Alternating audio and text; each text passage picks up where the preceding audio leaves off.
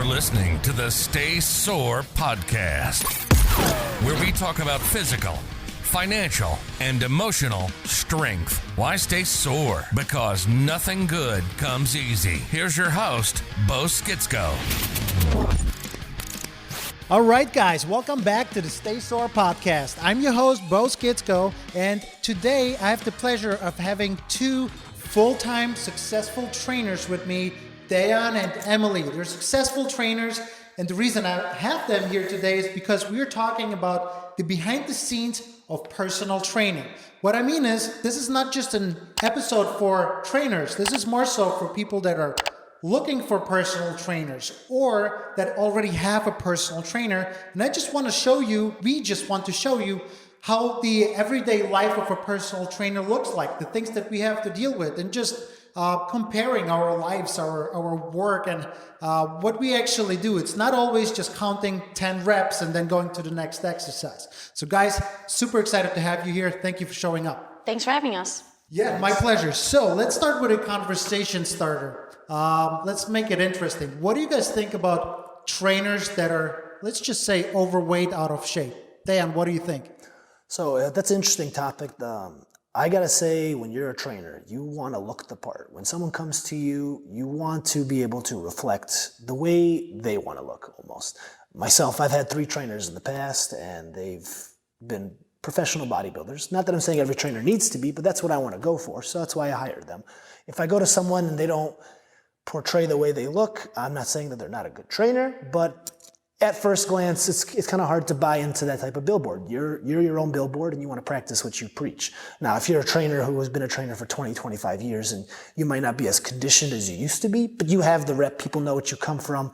At that point, I'm sure referrals are going to be coming in as it is. But at least when you're starting off as a trainer, especially, you want to look the part, and you want to give people a reason to invest in you. Or you want to, let's say you used to be very overweight.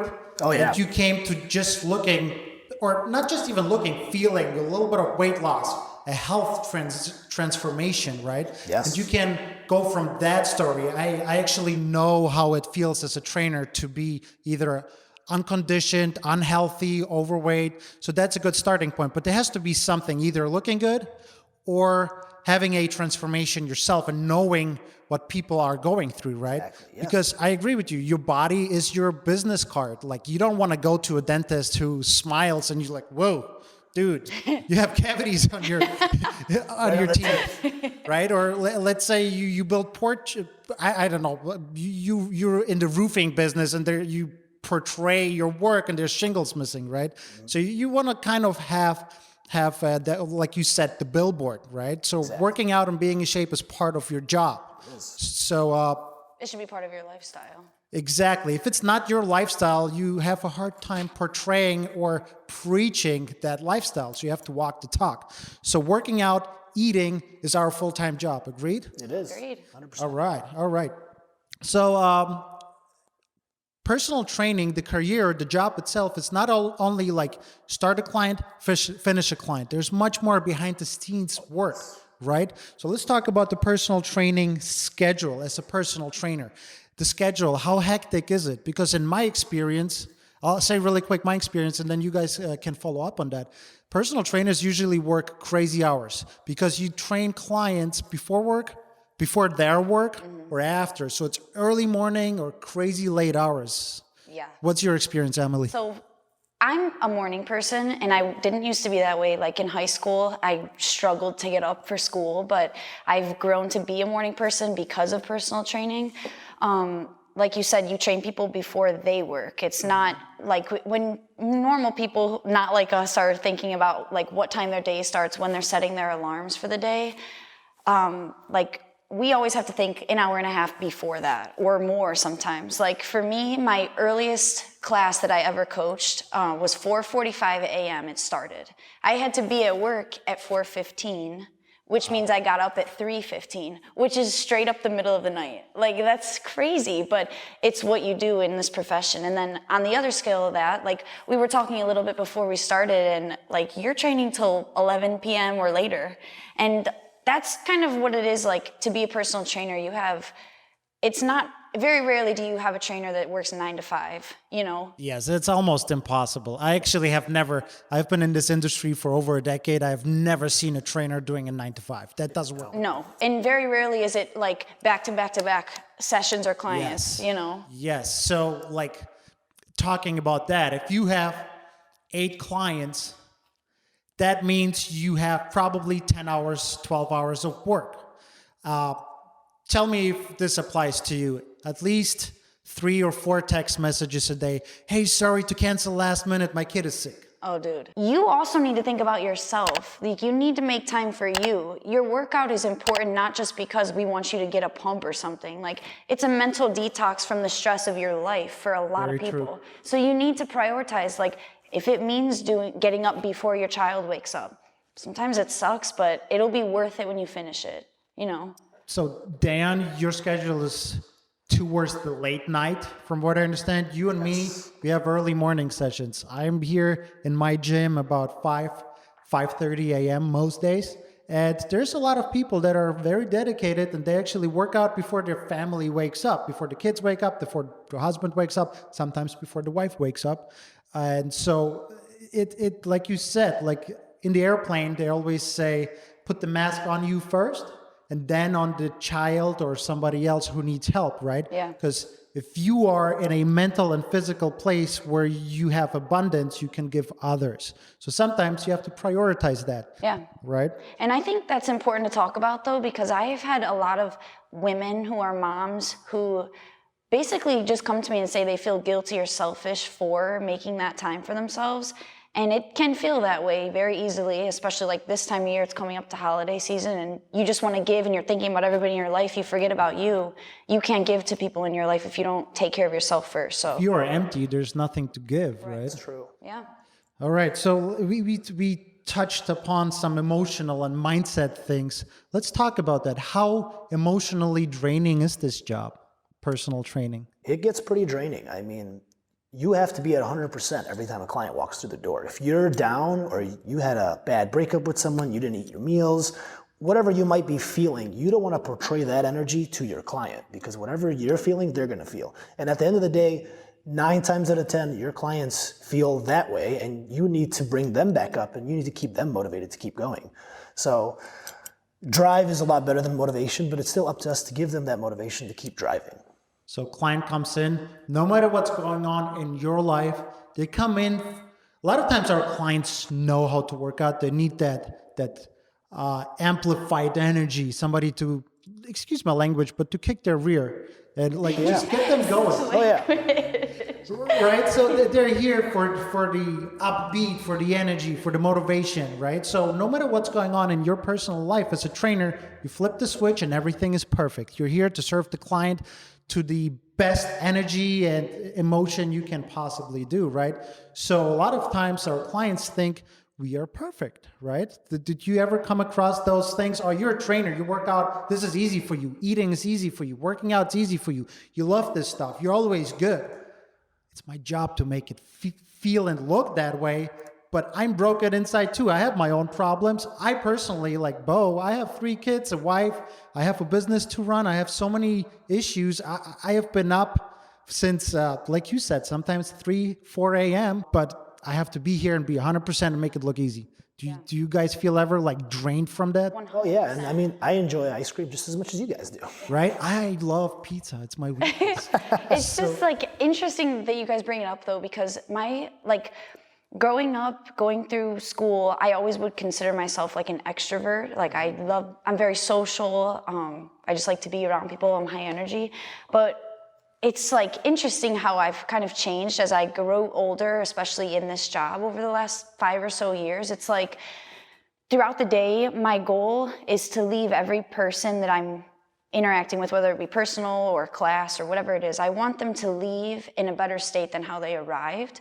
And to do that, it's like you said, you have to provide them with this high energy experience so that it's the highlight of their day. That's like my goal. I want them to look forward to their workout because it's hard, but it's fun, you know?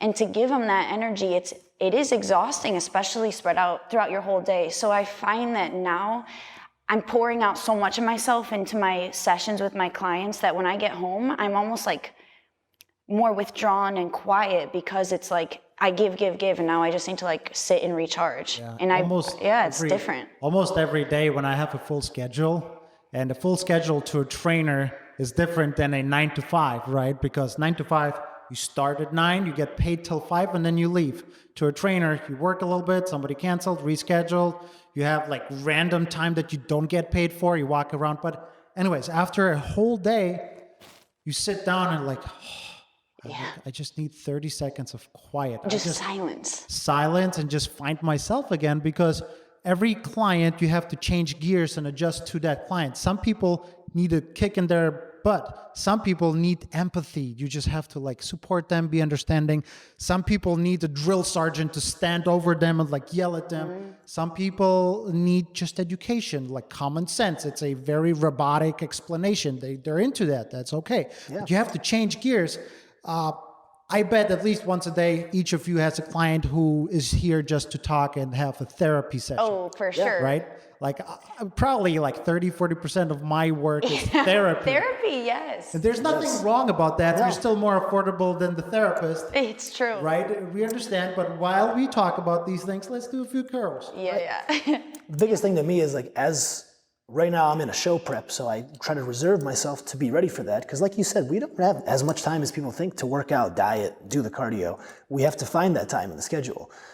In total, I probably have a little over 40 clients to work around. Not all of them come every week. Some just text me, hey, can I work out? And that's totally okay, and they just jump in.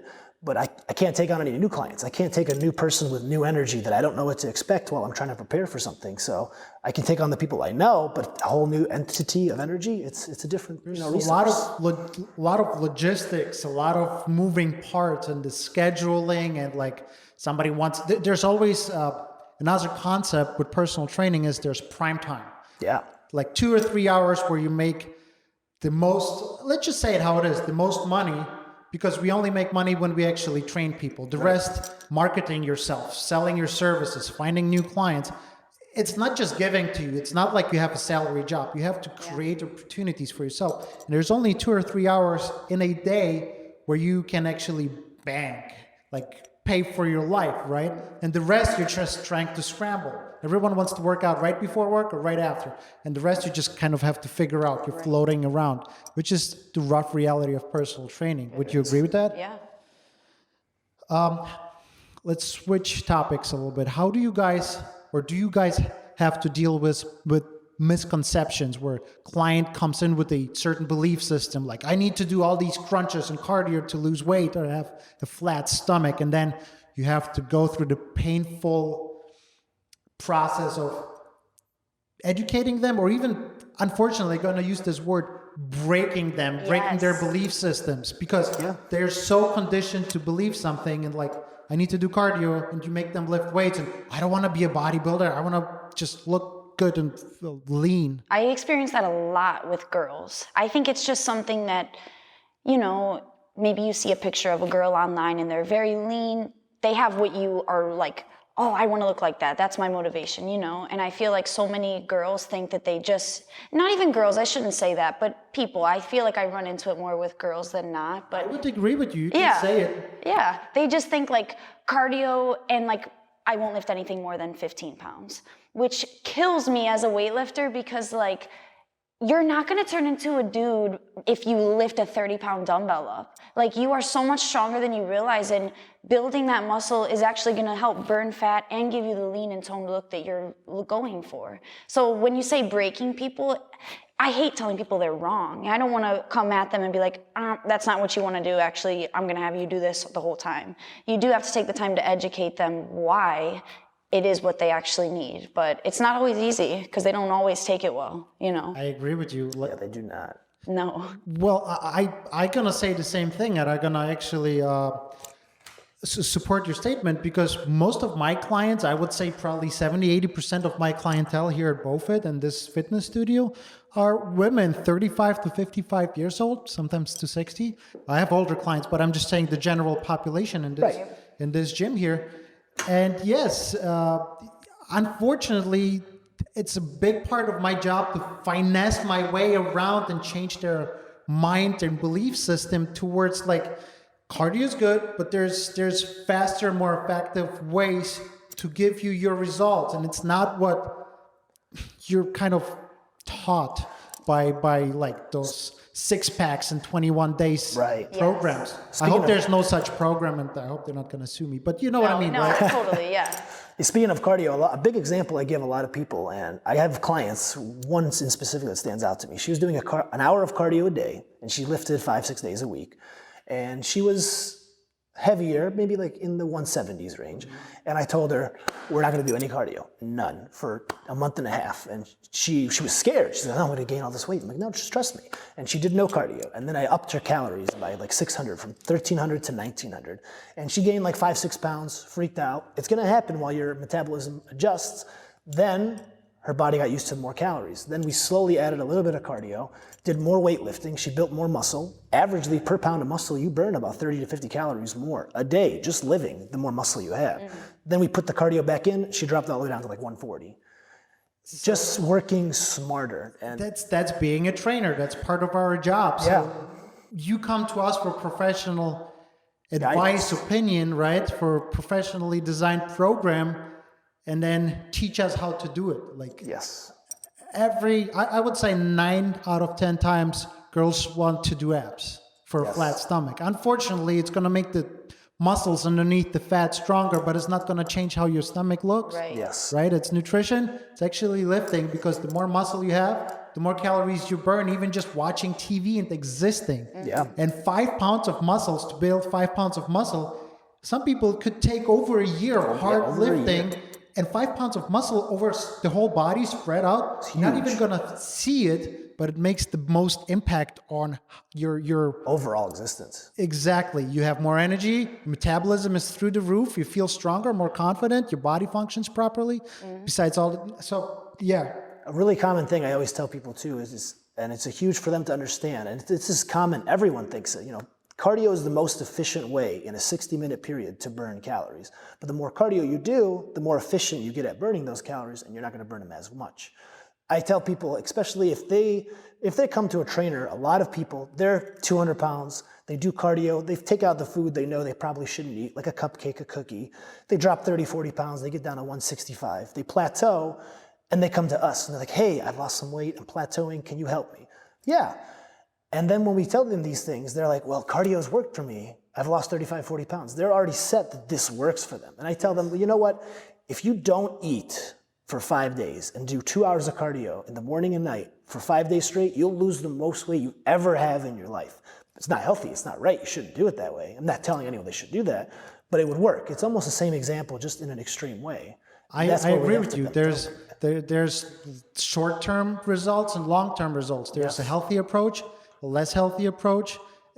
Again, not against cardio. The problem is that our society just is so... thinks it's the only answer. Yes. Yeah. And so we have to kind of fix it. Cardio's almost secondary, because cardio comes from the word cardio, which in Latin is heart. Yes. It's more of a just getting the heart rate up situation. There's other ways, more efficient, long-term result ways to have a nice looking body, and whatever that means to you. You're a bodybuilder, you like a certain look. You're a weightlifter, you like a certain look. I like just functional crazy stuff. I like walking on my arms and jumping on boxes. I have my personal idea of looks, but we all know how to achieve those goals in different ways. So our job is to kind of educate the client who was already educated by, let's just say, TV, people that want to sell you quick fixes, and we're not about quick fixes. Yeah. Another thing, though, that I think is a common misconception of people coming to us is like how many calories to eat a day. And this is a big topic that could be different for everybody, but just to make it short, like I have a lot of girls that come to me and they're like eating 1,200 calories a day. And I'm like, that's not good for, and most people, I would say 9 out of 10 people, I don't care how active or not you are, that is not enough to eat. And I find it like, I don't know, it's just always amazing to me when we get to teach people, hey, you can actually eat more and you're gonna lose weight because your body is in a burning state more constantly. And that's one thing. Eat the right things at the right time. and don't like sometimes less is more, right? Yeah. So a lot of people starve themselves to death to try to lose weight, and it's not even working. It's like you work too hard when you're in the gym and you're lifting and you're trying to build muscle, but you're not fueling anything into yourself. Your body's going to hold everything, and maybe that's why you're not getting to where you want to be as quickly as you expect. We don't want our clients to just look good. We want you guys to feel good. Right. Health comes first, and then good looks will be a side effect of the health, right? For sure. Okay, let's go back to the personal training career job. Do you guys ever, and this is going to be interesting because there's two guys and also a female trainer, right? So do you guys ever feel any stereotypes when it comes to your career choice, to personal training career? Anything? I feel stereotyped that because I'm a bigger, muscular guy, oh, he's going to make me really muscular. Or, oh, he's really intimidating. He's probably really mean. Or I don't think he'd, these are common things I get a lot. Hell I am? Yeah. Like yelling, losing my voice from yelling at my clients. Yeah, that's what they think. It's very common. I get that a lot. And unless it's a referral and someone says, no, he's really nice. And then they come, they do the session, they try it out, and their whole mind has changed after that first time. But at first glance, they see me at 6'4", 200 plus pounds, like, that guy's scary. I don't want to talk to him. And see, I'm the same way, but in the opposite way. I'm like 5'2" and a half, and that half inch counts. But and people think like, oh, this little like chick doesn't know anything. But it's cute though, Like people think it's cute or something. Like, no, give me a chance and I will kick your ass. I think that's one misconception that I get a lot. So is it fair to assume like hardcore guys that want to lift heavy weights are more gravitating towards you, and then cute small girls gravitate more towards you? Or girls that want to be a certain, smaller, gravitate towards you? I've even had girls say, like, oh, I would love to work with you, but I don't want to have all the muscle that you have like that. It's almost like a backhanded compliment. Like, I understand. You know what I mean? So you look good, but a little too good for me. I guess. Yeah. I have the same thing. I hear it all the time. I have clients working with me for 5-6 years now. Like I've built some clientele, and when I ask them, they always say the same thing. In the beginning, they thought I'm this mean drill sergeant being all judgmental. Like, I'm not here to judge you. I'm here to help you. I'm going to judge if you're being lazy, but I'm happy that you stepped into the gym. We're going to work. You don't have to be perfect, but I expect you to put some effort in. I Best expect effort every time. That's yes, best effort. You don't have to be perfect, but I will see if you're not giving it 100% effort. Mm-hmm. So it's not about being perfect. It's about trying to be the best you can be, right? Yes. Progress is perfection. Yeah. Perfectly said. What did your parents say about your career choice, or family in general, not just parents? Did you guys have any stories? Because personal training is not always the biggest goal. Like some people want to be astronauts or bankers, doctors, lawyers. What did your friends and family say about your choice? Well, I'd say personal training, it can be much more emotionally rewarding than financially than some jobs. Amen.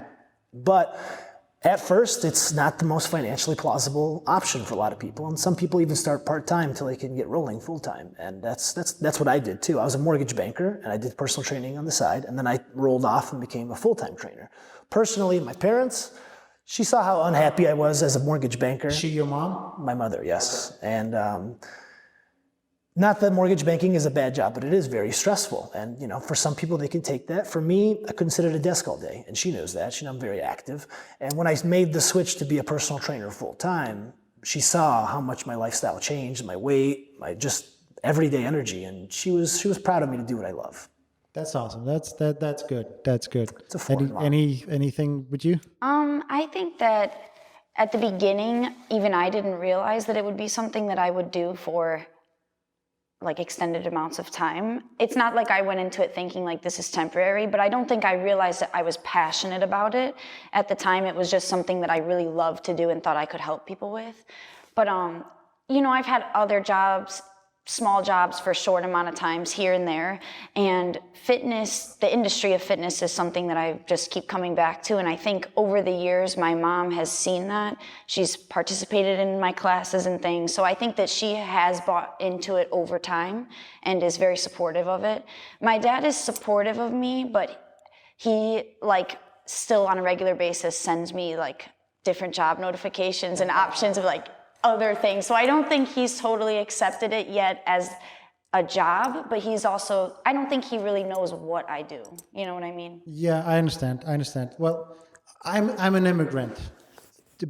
At this point, like 11 years ago, I didn't speak English.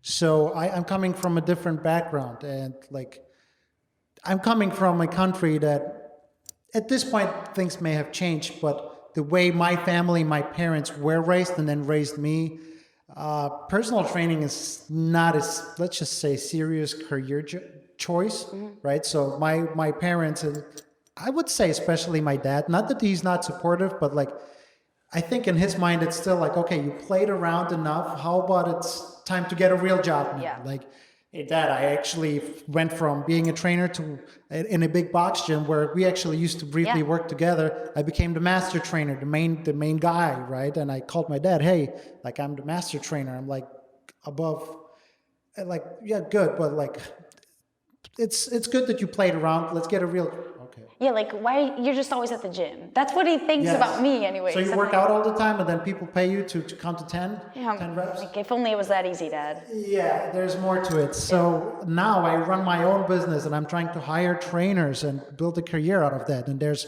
other revenue streams that's starting to attach to it and making a full thing and helping even other people to have a job. But still he's proud, he's supportive, but there's still that little thing like, how about a real job? Yeah. But I understand. I think it's also the culture where I'm from originally, you know? Bo, you're addicted to staying sore. That's what it is. Yes. And I'm going to have a whole different podcast on that topic because there's so much meaning that I put into that. Staying sore, staying uncomfortable, seeking out the discomfort to grow. Very, very challenging topic that most people, let me rephrase that, most trainers try to avoid even thinking because it's scary to think about. Retirement. Have you guys ever thought about it and like scared to think about it? Because if you have a regular job, like a 9-to-5 corporate job, it's being taken care of for you for the most part. As a trainer, you get paid right now. You have to figure out what to do with it. How many times have you seen a 55, 60-year-old trainer in the gym killing it? So we have to start thinking about our retirement right now and being proactive about it ourselves. Have you guys ever thought about that? Yeah.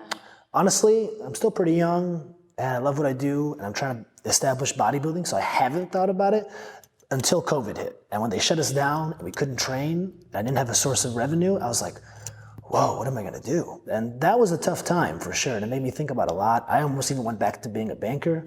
Hopefully, I'm glad I didn't because my mom was like, this is your passion, don't give it up. And I'm like, you're right, I got this. Yeah. Luckily, I pushed through and I'm still here and I'm doing better than I ever have. But yeah, until then, I didn't start saving and investing. And now I invest, buy stocks, put in more for my retirement to be ready to do that step. You? I went from personal training to a group fitness corporate-owned gym back to now personal training and being an independent contractor. When I was at the corporate group fitness place, there was a 401k option. And once I got that was when I started like actually thinking like, I'm putting this away for this in my future and this is my retirement. And I think that's where I kind of learned how to manage my own income more, because like we mentioned before, it's hard at the beginning. You don't make a lot of money at the beginning. So every dollar where you put it, what you're spending it on, it does matter until you really figure out what works for you. So I've thought about it, and it is something that I try not to think about because it is scary. And I know I'm young too, but you can never start too early because like things like pandemic, you never know what can happen and you just have to be prepared. So it's hard because you're in charge of it. And that's also another like test of your strength. Can you do this on your own? Because it's more than just your clients, it's your own business and your income. Yeah.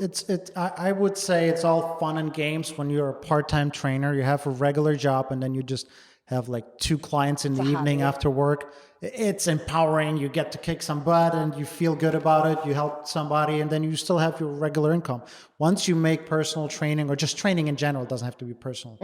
Once you make training your full-time only income, that's where things get really real, really quick, and you have to think about much more than just counting reps to 12 with your clients or to 10.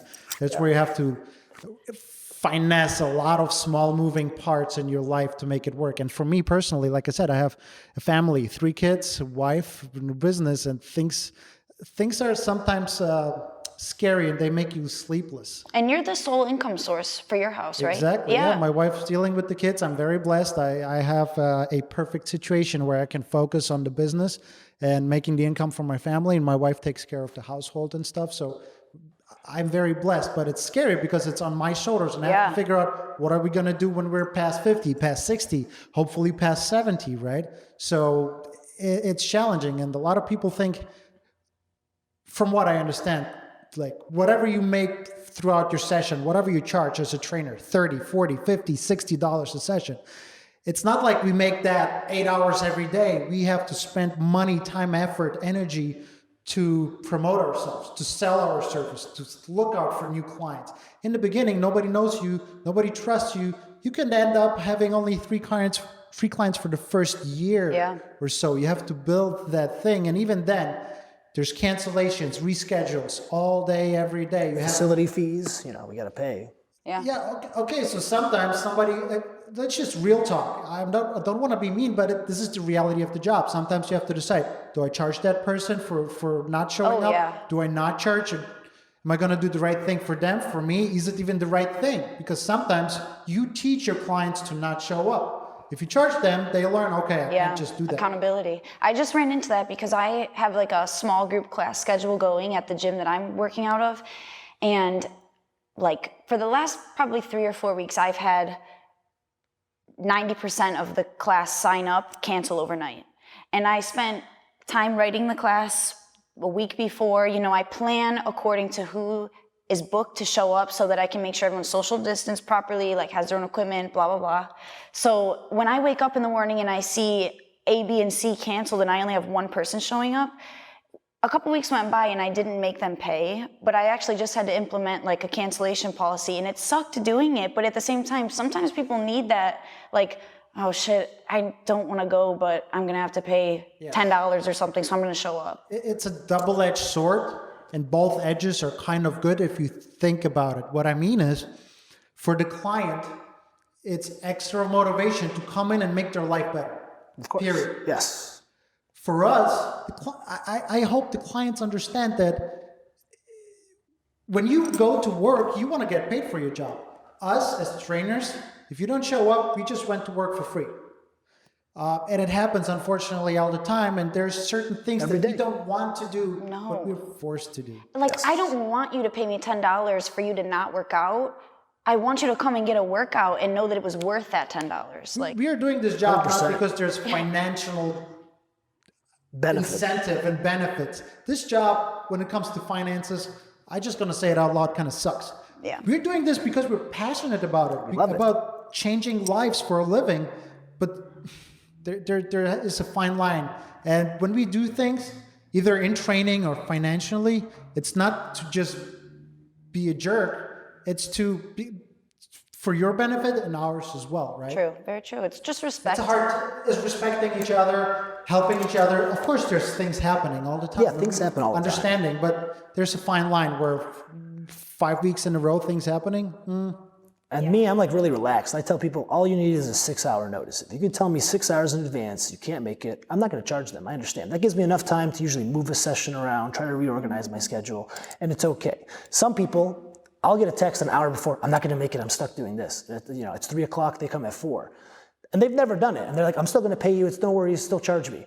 I don't want to charge you for that. I want you to work out. I tell them, can you come in later in the day? I'm booked till 8 o'clock. If you can make it here at 8:30, we'll just use that as our session. You know why? Because you're passionate about helping I want people. them to come. I want them to do the fitness. But after a while, you have to put food on your table as well, correct? Absolutely. So I do the same thing, kind of give me enough time to like move things around. Don't just tell me, hey, I forgot about this. Well, thank you for respecting me. Duh. Yeah. Okay, so since we're talking about these kind of things, without naming any names, are there situations where the client can be challenging and draining? Yeah. For sure. I'm sorry to bring this up because I don't want to make us look like bad people, but it's the reality of it. Some clients just, sometimes they need more attention, and that's totally fine. But some of them are just, personalities can clash, you know. not everyone is good for everyone. It's true. And I think that's important to know too. Like, I might be really good friends with somebody who happens to be looking for a trainer. It doesn't mean that I'm the best fit for them. Even if I want to be the best fit for them, we might not work the best together. Maybe, you know, people learn differently. Some people like to be screamed at and, you know, in your ear yelling next rep. Some people like a little more compassion or laid back. Like, it's important to find what pushes you the best. And sometimes there's different training styles, and there's not one right way to do it. There's different ways to go about that. There's different ways to diet. There's so many different diets, and everyone swears by a different diet. Doesn't mean one is good, one is bad. It means whatever works for you. Same with personalities. Sometimes you look for a second opinion from a doctor, right? Same thing here. Personalities can clash. How many times did you hear, oh, I don't like your music or whatever in a class, right? Happens, and it's totally fine. I'm into one thing, somebody else is into another thing. I mean, you can't take it personal. Yeah. It's hard because we care, right? So it's hard not to take it personal. A client cancels and you feel like your whole world's falling apart because, like, oh, they don't like me. Maybe I'm a bad trainer. Maybe I'm a bad person. Yeah. How many times did you self-doubt yourself as a trainer? Every day. Every day I question things, because you want to make such a positive impact. Exactly. You want to do the best you can, and like sometimes it's just not meant to be. Yeah, and I tell people, I'd have to say 80+% of trainers, we usually do a free consultation. Your first session is usually free because we want you to invest in who we are. We want you to see what it's about. And if you don't like me, you'll know in that first session. Or if you love me, you'll know in that first session. And you'll be back and invest in me. Or I'll encourage you to see 2-3 other trainers. And if I was the best, you will come back. Go ahead. Sorry, go ahead. I actually had to do that. Like I went with one time in my life, I had to fire a client. It was the worst feeling, firing a client. I just had to. It just wouldn't work. Like, your music is horrible. You're telling me to do this, and your gym smells or whatever. And I just started. I just started this fitness studio, so I just put flooring in and kind of had that rubbery smell a little bit. And she's like, everything I said or did was completely wrong. And I said, you know what? I want to give you the best experience. It looks like I'm not the best for you. Yeah. Here's 5 names of trainers I know with phone numbers. I hope it's going to work. I'm here for you, but why waste time, energy? And, you know, at the end of the day, we're positive for people to make them positive. If they're negative enough, it reflects to us that then impacts the rest of our clients. People sometimes don't know that they come in and put so much stuff on us, and we have to keep smiling and pushing and being positive. And then at the end of the day, just you feel like 3 times heavier than in the morning just because of all that mental things. Yes. And there's confidentiality. You can't share that with others. So you're just stuck with all that was dumped on you. And it's okay, we're here to help, right? But I'm just saying, it's not just repetitions and exercises for a personal trainer, correct? Correct. All right, let's finish on a funny note here. Let's finish with a... I wanted to ask you a question. Yeah, go ahead. So me and Emily, we've done bodybuilding. Have you ever considered doing a show? Good question. I have thought about it many times. I think... I was thinking about men's physique, like the long shorts. I could see that, yeah. Right? The biceps. Blonde hair, the bicep. Yeah. I have thought about it many times, I should have done it earlier in my career. Right now, I have slightly different goals, aspirations, slightly different ideas of what I want to do with my time. And like, shows are very self-centered, bodybuilding shows. And like between the business, and as you know, I'm a published author, and like I have so many things going on right now. I think it would be extremely selfish on my end with my family right now to focus 6 months out of the year to get ready for a show, and it's all just about me. I maybe one day. Maybe you got a 40+ class. You're good. Exactly. Unfortunately, it's not that far away, but one day maybe. So to answer your question, I have thought about it.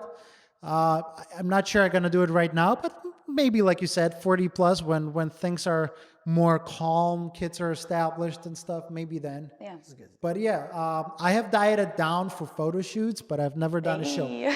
So I know I have clients that do shows. As you know, one of my clients is actually for real competing today. We are in Ohio, Cleveland, Ohio right now. She's competing in Florida right now. Good luck. Go, Michelle. Yes, Michelle, good luck. But so I know how this works, but personally, me, I have never been through it, and I respect you guys for doing it. It's so much work. It's like 24 hours a day working on your body. If it's not nutrition, it's posing. If it's not posing, it's lifting or cardio.